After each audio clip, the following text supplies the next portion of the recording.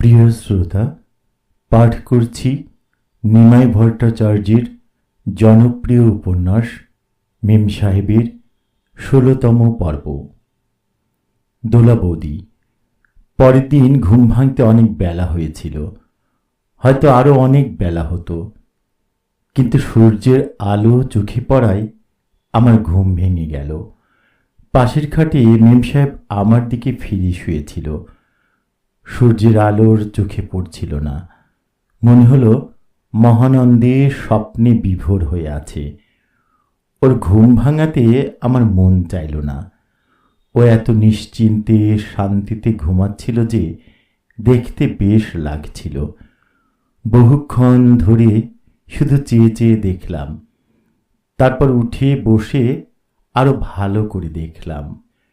ওর সর্বাঙ্গের উপর দিয়ে বারবার চোখ বুলিয়ে নিলাম, একটু হয়তো হাত বুলিয়ে দিয়েছিলাম ওর গায়ে।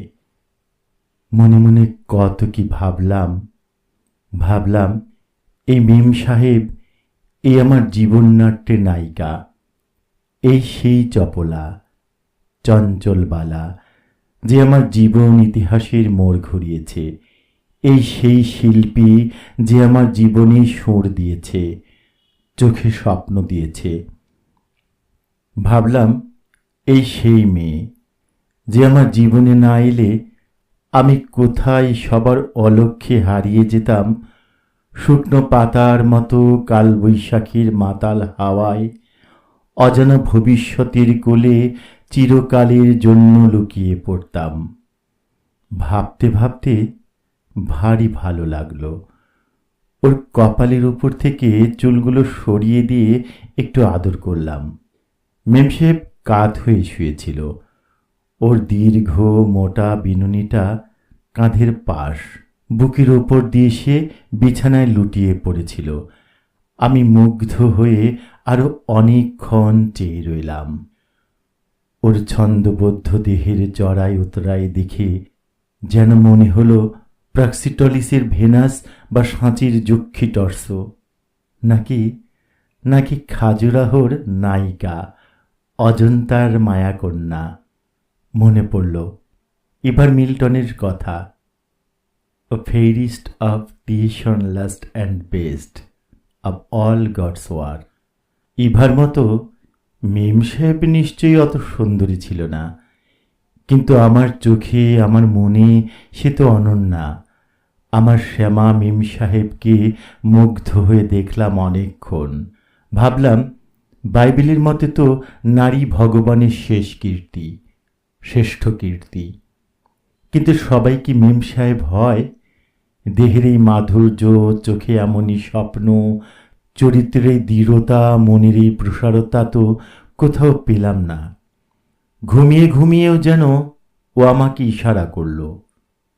মনে হলো যেন ডাক দিল, ওগো কাছে এসো না, দূরে কেন? তুমি কি আমাকে তোমার বুকের মধ্যে তুলে নেবে না? আমি হাসলাম, মনে মনে বললাম, পোড়ামুখী, তুই তো জানিস না, তোকে বেশি আদর করতেও আমার ভয় হয়। তোকে বেশিক্ষণ বুকের মধ্যে ধরে রাখলে জ্বালা করে, ভয় ধরে। ভয়? হ্যাঁ হ্যাঁ, ভয় হবে না যদি কোনোদিন কোনো কারণে কোনো দুর্বিপাকে আমার বুকটা খালি হয়ে যায়? তখন ঘুমিয়ে ঘুমিয়েই মেম সাহেবের ওর ডান হাতটা আমার কোলের পর ফেলে একটু জড়িয়ে ধরবার চেষ্টা করল, যেন বলল, না গো না, আমি তোমাকে ছেড়ে কোথাও যাব না। আমি মেম সাহেবকে একটু কাছে টেনে নিলাম, একটু আদর করলাম। ওই সকালবেলার মিষ্টি সূর্যের আলোয় মেম সাহেবকে আদর করে বড় ভালো লাগলো। কিন্তু আনন্দের ওই পরম মুহূর্তেও একবার মনে হলো, সন্ধ্যায় তো সূর্য অস্ত যায়, পৃথিবীতে তো অন্ধকার নেমে আসে। জানো দোলা বৌদি, ওই হতচ্ছিরি মেয়েটাকে যখনই বেশি করে কাছে পেয়েছি তখনই আমার মনের মধ্যে ভয় করত। কেন করত জানি না, কিন্তু আজ মনে হয় থাকবে ওসব কথা বলতে শুরু করলে আবার সব কিছু গুলিয়ে যাবে। যত তাড়াতাড়ি সম্ভব তোমাকে আমার মেম সাহেবের কাহিনী শোনাতে হবে। সময় ঝড়ের বেগে এগিয়ে চলেছে। যত তাড়াতাড়ি সম্ভব একটা শুভ লগ্নে আমাকে তো তোমার পাত্রস্থ করতে হবে, তাই না? তাছাড়া আমারও তো বয়স বাড়ছে। বয়স বেশি হয়ে গেলে কি আমার কপালে কিছু জুটবে?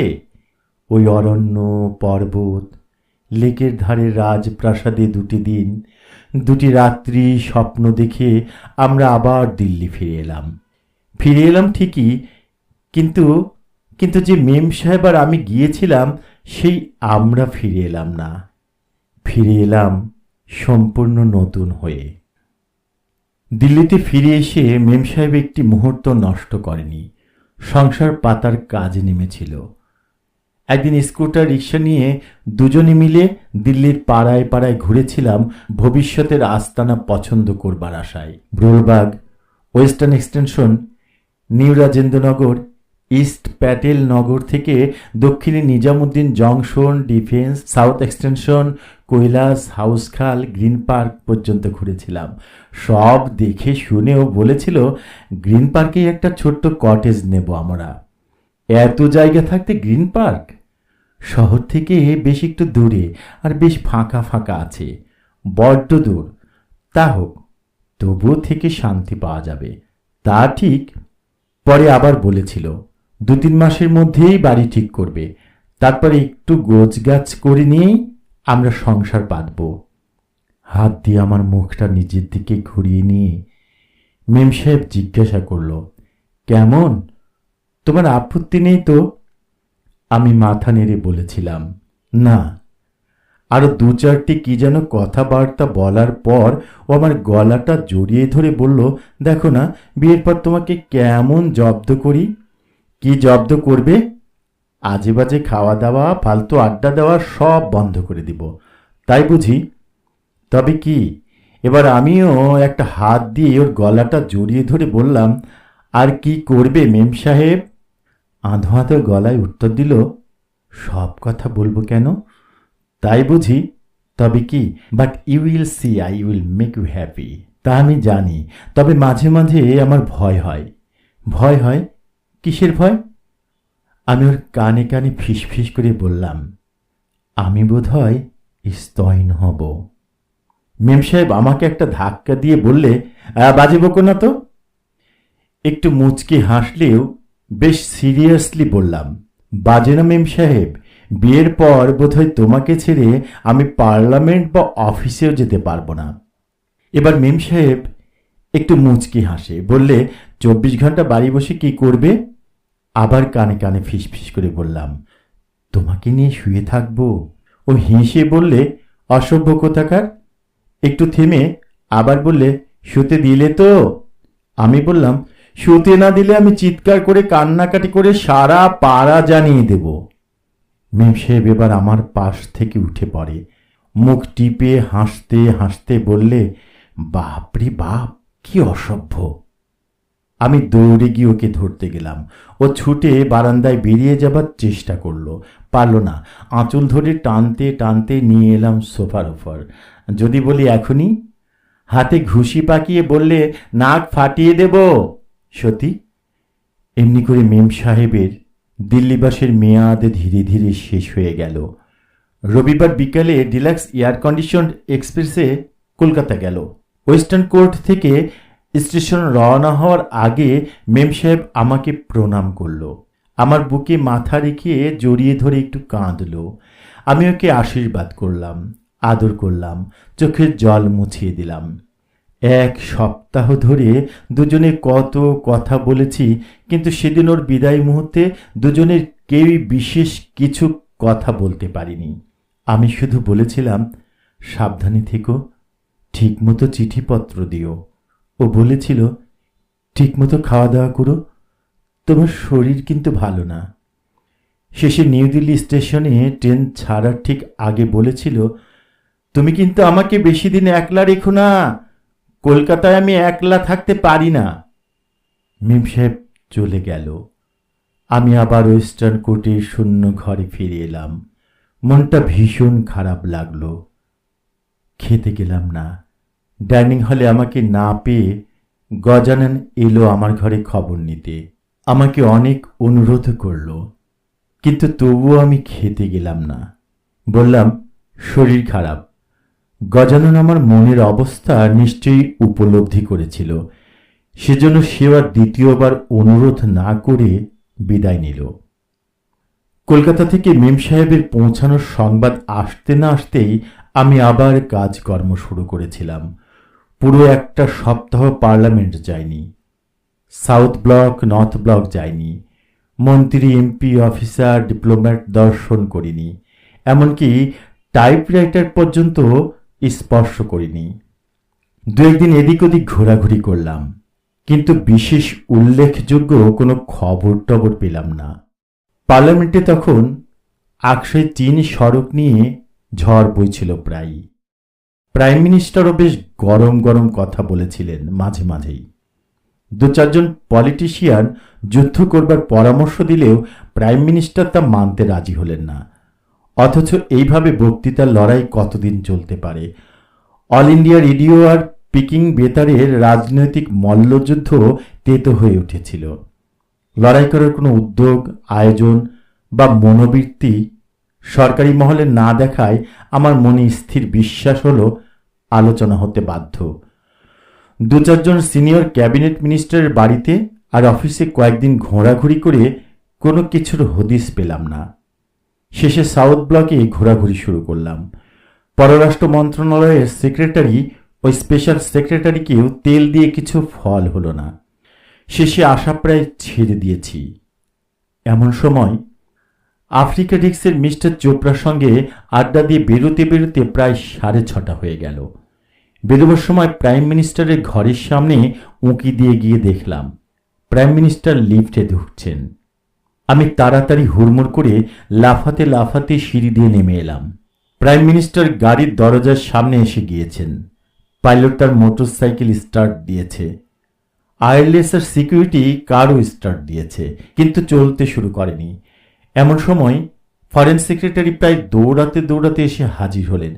কানে কানে প্রাইম মিনিস্টারের সঙ্গে কি যেন কথা বললেন।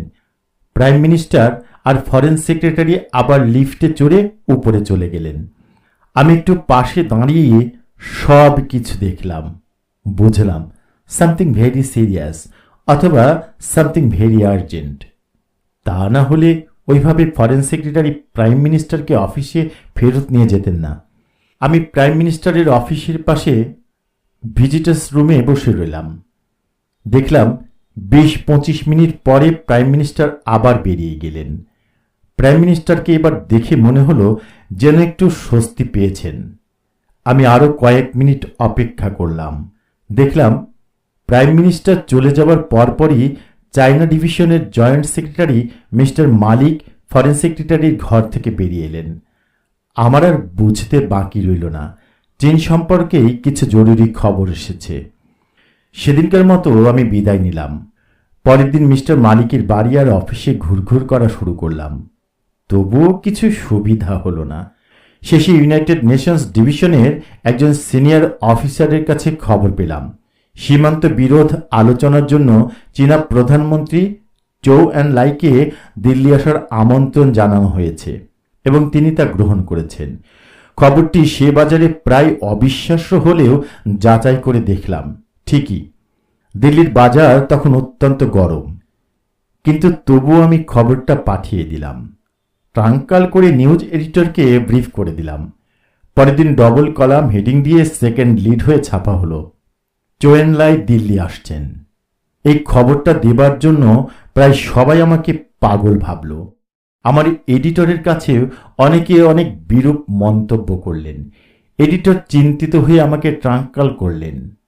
আমি বললাম একটু ধৈর্য ধরুন। 1 সপ্তাহ ঘুরতে না ঘুরতেই লোকসভায় কোশ্চেন আওয়ারের পর স্বয়ং প্রাইম মিনিস্টার ঘোষণা করলেন প্রিমিয়ার চৌ এন লাই তার আমন্ত্রণ গ্রহণ করে সীমান্ত বিরোধ আলোচনার জন্য দিল্লি আসছেন। বিনা মেঘে বজ্রপাত হলো অনেকের মাথায়। আমি কিন্তু আনন্দে ধেই ধেই করে নাচতে শুরু করলাম।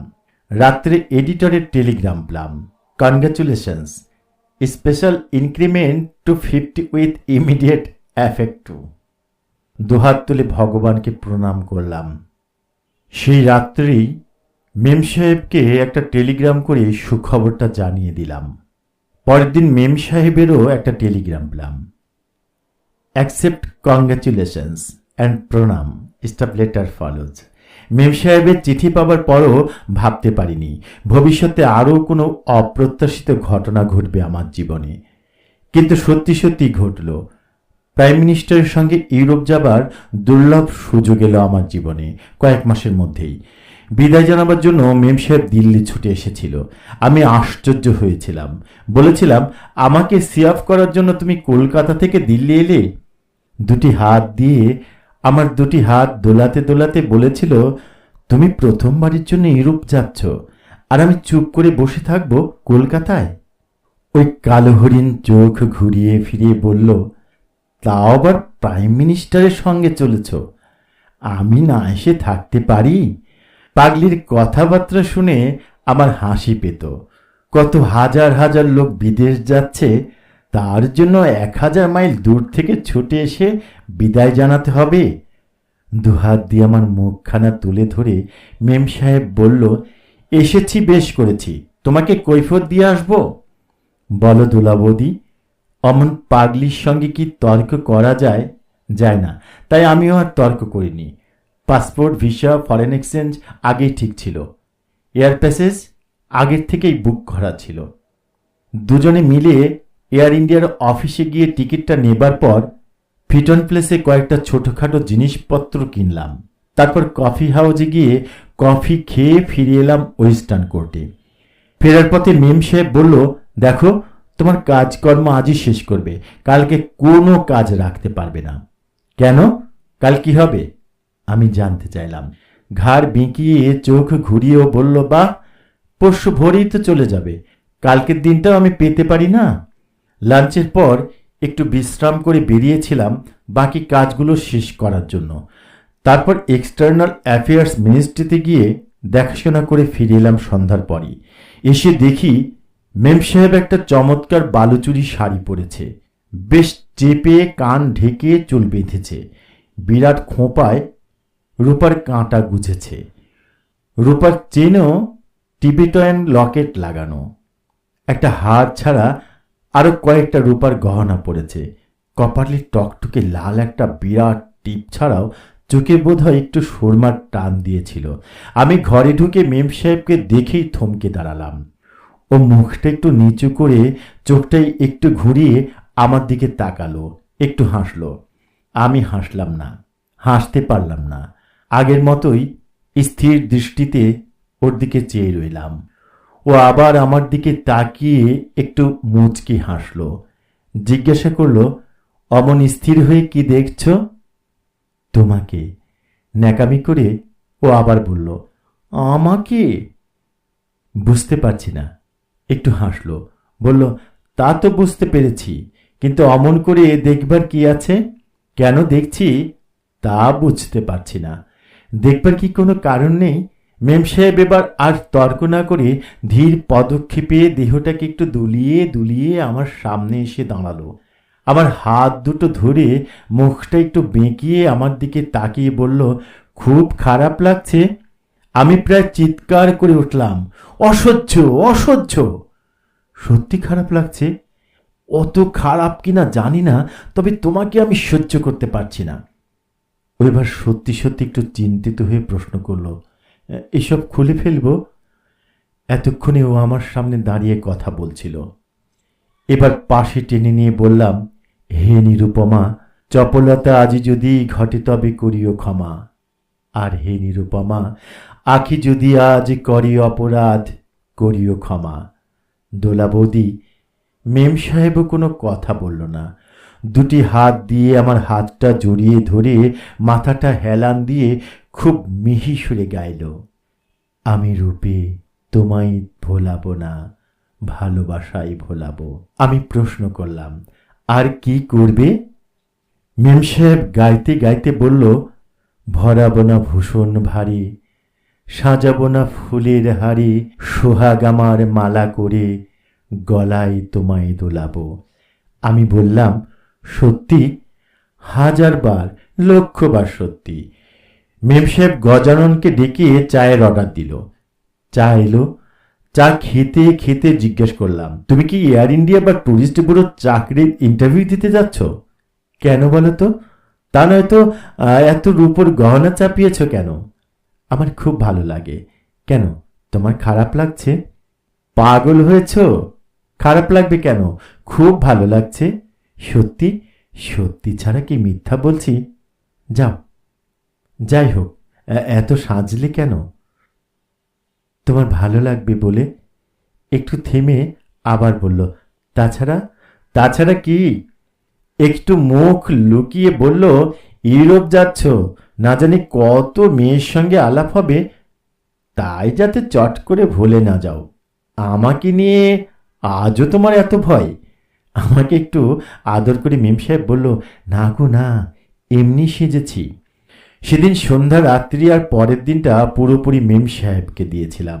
তারপর বিদায়ের দিন এয়ারপোর্ট রওনা হবার আগে মেম সাহেব আমাকে প্রণাম করেছিল, আমি ওকে আশীর্বাদ করেছিলাম, কিন্তু তবুও ও চুপ করে রইল। মনে হলো যেন কিছু বলবে। জানতে চাইলাম কিছু বলবে। কিছু কথা না বলে মাথা নিচু করে ঠোঁট কামড়াতে কামড়াতে মুচকি মুচকি হাসছিল। আমি ওর মুখটা আলতো করে তুলে ধরে আবার জানতে চাইলাম, কি কিছু বলবে? অনেকক্ষণ ধরে অনেকবার জিজ্ঞাসা করার পর হতচ্ছাড়ি আমার কানে কানে কি বলেছিল জানো দোলা বৌদি? বলেছিল, আমাকে আরেকটু ভালো করে আদর করো। কি করব? বিদায়বেলায় এই অনুরোধ না রেখে আমি পারিনি। সত্যি সত্যি সত্যি একটু ভালো করে আদর করলাম। আর ওর দেহে একটা চিহ্ন রেখে গেলাম, যে চিহ্ন শুধু মেম সাহেবই দেখেছিল, কিন্তু দুনিয়ার আর কেউ দেখতে পারেনি। পালামের মাটি ছেড়ে আমি চলে গেলাম। ঘুরতে ঘুরতে শেষে লন্ডন পৌঁছে মেম সাহেবের 4-5টা চিঠি একসঙ্গে পেলাম। বারবার করে লিখেছিল, ফেরার সময় তুমি দিল্লিতে না গিয়ে যদি সোজা কলকাতা আসো তবে খুব ভালো হয়। কলেজের টেস্ট শুরু হয়েছে, সুতরাং এখন ছুটি নেওয়া যাবে না। অথচ তুমি ফিরবে আর আমি তোমাকে এয়ারপোর্টে রিসিভ করব না, তা হতে পারে না। শেষে লিখেছিল, তুমি কবে কোন ফ্লাইটে কখন দমদমে পৌঁছাবে সে খবর আর কাউকে জানাবে না। দমদমে যেন ভিড় না হয়, শুধু আমি তোমাকে রিসিভ করব, আর কোনো তৃতীয় ব্যক্তি যেন এয়ারপোর্টে না থাকে। মেম সাহেব আমাকে বিদায় জানাবার জন্য কলকাতা থেকে দিল্লি ছুটে এসেছিল, সুতরাং আমি ওর এই অনুরোধ উপেক্ষা করতে পারলাম না। বন্ড স্ট্রিট এয়ার ইন্ডিয়া অফিসে গিয়ে আরও কিছু পেমেন্ট করে টিকিটটা চেঞ্জ করে আনলাম। তারপর রওনা হবার আগেই মেম সাহেবকে একটা ফোন করলাম। Reaching Dumdum Air India Saturday morning. মজা করবার জন্য শেষে উপদেশ দিলাম, ডোন্ট ইউনিফর্ম এনিবডি। সেদিন দমদমে অরেঞ্জ পাড়ের একটা তাঁতের শাড়ি, অরেঞ্জ রঙের একটা ব্লাউজ পরে রোদপুরের মধ্যে মাথায় ঘোমটা দিয়ে মেম সাহেব রেলিংয়ের ধারে দাঁড়িয়েছিল আমার আগমন প্রত্যাশায়। আমার দুহাতে ব্রিফকেস, টাইপরাইটার, ক্যাবিন ব্যাগ আর ওভারকোট থাকায় হাত নাড়তে পারলাম না। শুধু একটু মুখের হাসি দিয়ে ওকে জানিয়ে দিলাম, ফিরে এসেছি। কাস্টমস ইমিগ্রেশন কাউন্টার পার হয়ে বাইরে বেরিয়ে আসতেই ও আমার হাত থেকে টাইপরাইটার আর কেবিন ব্যাগটা নিয়ে নিল। টার্মিনাল বিল্ডিং থেকে বেরোবার সময় জিজ্ঞেস করলো, ভালো আছো তো? মাথা নেড়ে বললাম, হ্যাঁ। তারপর জিজ্ঞেস করলাম, তুমি? ভালো আছি। তারপর ট্যাক্সিতে উঠে মেম সাহেব আমাকে প্রণাম করলো। আমি ওর মাথায় হাত দিয়ে বললাম, সুখে থাকো মেম সাহেব। নিশ্চয়ই সুখে থাকবো। তারপর আমি বলেছিলাম, জানো, এই শাড়িটার ব্লাউজ পরে তোমাকে ভারী ভালো লাগছে। খুব খুশি হয়ে হাসি মুখে বলল, সত্যি বলছো? সত্যি বলছি, তোমাকে বড় শান্ত, স্নিগ্ধ, মিষ্টি লাগছে। একটু পরে আবার বলেছিলাম, ইচ্ছে করছে তোমাকে জড়িয়ে ধরে একটু আদর করি। মেম সাহেব দুহাত জোর করে বলেছিল, দোহাই তোমার, এই ট্যাক্সির মধ্যে আদর করো না। দোলা বৌদি। এমনি করে এগিয়ে চলছিলাম আমি আর মেম সাহেব। আমি দিল্লিতে থাকতাম, ও কলকাতায় থাকতো। কখনো লুকিয়ে চুরিয়ে মেজ দিকে হাত করেও দিল্লি আসতো, কখনো বা আমি কলকাতায় যেতাম। মাঝে মাঝেই আমাদের দেখা হতো। বেশি দিন দেখা না হলে আমরাও শান্তি পেতাম না। ইতিমধ্যে একজন নাভাল অফিসারের সঙ্গে মেম সাহেবের মেজদির বিয়ে হলো। বিয়ের নিমন্ত্রণ রক্ষা করতে আমি কলকাতা গিয়েছিলাম। একটা ভালো প্রেজেন্টেশনও দিয়েছিলাম। মেজদির বিয়েতে গিয়ে ভালোই করেছিলাম। এই উপলক্ষে আমার সঙ্গে ওদের পরিবারের অনেকের আলাপ পরিচয় হলো। তাছাড়া ওই বিয়ে বাড়িতে এই মেজদি আমাদের ব্যাপারটা পাকাপাকি করে দিয়েছিলেন। আমার হাত ধরে টানতে টানতে মেজদি ওর মায়ের সামনে হাজির করে বলেছিলেন, হ্যাঁ মা, এই রিপোর্টারের সঙ্গে তোমার ওই ছোট মেয়ে বিয়ে দিলে কেমন হয়? এমন অপ্রত্যাশিত ঘটনার জন্য আমি মোটেও প্রস্তুত ছিলাম না। লজ্জায় আমার চোখ, মুখ, কান লাল হয়ে উঠেছিল। তবুও আমি অনেক কষ্টে ভনিতা করে বললাম, মেজদি, কি যা তা বলছেন? মেজদি আমাকে এক দাবড় দিয়ে বললেন, আর ঢং করবেন না, চুপ করুন। তারপর মেজদি আবার বললেন, কি মা, তোমার পছন্দ হয়? এত সহজে কালো কুৎসিত হতচ্ছাড়ি মেয়েটাকে যে আমার মতো সুপাত্রের হাতে সমর্পণ করতে পারবেন, মেম সাহেবের মা তার স্বপ্ন ভাবেননি। তাই বললেন, তোদের যদি পছন্দ হয় তাহলে আমার কি আপত্তি থাকবে বল? বিয়ে বাড়ি, ঘরে আরো অনেক লোকজন ভর্তি ছিল। ওদের সবার সামনেই মেজদি আমার ঘাড়ে একটা ধাক্কা দিয়ে বললেন, নিন, মাকে প্রণাম করুন। লজ্জায় আমার মাথা কাটা গেল, কিন্তু কি করব, প্রণাম করলাম। এবার মেজদি আমার মাথাটা চেপে ধরে বললেন, নিন, এবার আমাকেও প্রণাম করুন। আমি প্রতিবাদ করলাম, আপনাকে কেন প্রণাম করব? মেজদি চোখ রাঙিয়ে বললেন, যা বলছি তাই করুন, তা নয়তো সব কিছু ফাঁস করে দেব। আশেপাশে সবাই গিলে গিলে মেজদির কথা শুনছিলেন আর হা করে আমাকে দেখছিলেন। আমি এদিক ওদিক বাঁচিয়ে অনেক কষ্টে মেজদিকে চোখ টিপে ইশারায় বললাম, নেভাল অফিসার্সকে পেয়ে মেজদির প্রাণে তখন আনন্দের বন্যা। আমার ইশারাকে সে তখন গ্রাহ্য করবে কেন? তাই সবার সামনেই বলে ফেললেন, ওসব ইশারা টিশারা বুঝি না, ছাড়ুন, আগে প্রণাম করুন, তা নয়তো। দোলা বৌদি, তুমি আমার অবস্থাটা একবার অনুমান করো। বিয়ে বাড়ির চারদিকে লোকজন গিজগিজ করছে, তারপরে রণমূর্তিধারী বধূ বেশি মেজদি বীরত্ব দেখিয়ে বেশি তর্ক করলে না জানি হাটের মধ্যে হাড়ি ভেঙে মেজদি কি সর্বনাশী করত। টপ করে একটা প্রণাম করেই পালিয়ে যাচ্ছিলাম, কিন্তু মেজদি আবার টেনে ধরে বললেন, আহা, একটু দাঁড়ান। হুঙ্কার ছেড়ে বললেন, ওই যে দিদি দাঁড়িয়ে আছে, দিদিকে প্রণাম করুন। আমি একটু ইতস্তত করতেই মেজদি আবার ভয় দেখালেন। খবরদার রিপোর্টার, অবাধ্য হলেই। দিদিকেও প্রণাম করলাম। দিল্লি আসার দিন মেম সাহেব স্টেশনে এসে বলেছিল, জানো, তোমাকে সবার খুব পছন্দ হয়েছে। স্টেশনে প্ল্যাটফর্মের সবার সামনেই ও আমাকে প্রণাম করল। আমি ওকে আশীর্বাদ করলাম। দিল্লি মেল ছেড়ে দিল। প্রিয় শ্রোতা, মেম সাহেব উপন্যাসের পরবর্তী পর্ব শুনবার জন্য সাথেই থাকুন। অনুগ্রহ করে চ্যানেলটি সাবস্ক্রাইব করবেন। ধন্যবাদ।